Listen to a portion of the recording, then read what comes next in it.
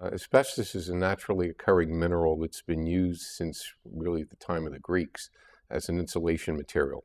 Mesothelioma is one of the many cancers that asbestos can cause, in addition to lung cancer, gastrointestinal cancer. It's somewhat different in that mesothelioma is a cancer of the lining in the chest cavity or in the abdominal cavity.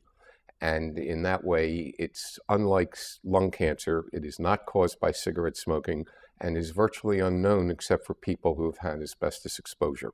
The ways that you know that you've had possible asbestos exposure is either if you are in the construction trades, you can assume that if you are working in or around buildings that were built prior to the early 1980s, that you may have had some asbestos exposure.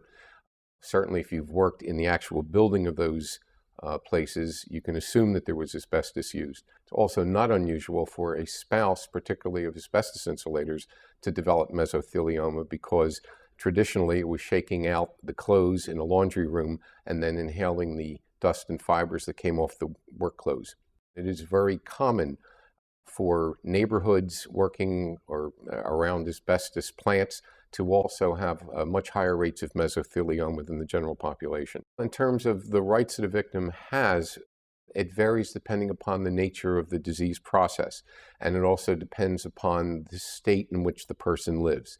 In Pennsylvania specifically, a person must show some breathing symptoms that are those that are traditionally associated with asbestos disease.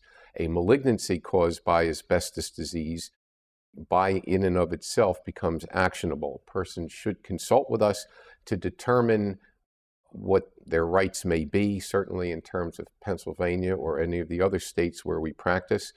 We are all multi-licensed in different states, and we can give you a specific answer that's appropriate for the state in which you live. Every state has a period of time in which you must bring a suit from when you knew or generally reasonably should have known that you were exposed to asbestos and may have a disease. That's called the statute of limitations, and you should be very quick to take any action of consulting with our firm once you've learned that you have an asbestos-related disease or some disease process that may have been related to prior asbestos exposure, or you will lose your rights forever to file a claim in many instances.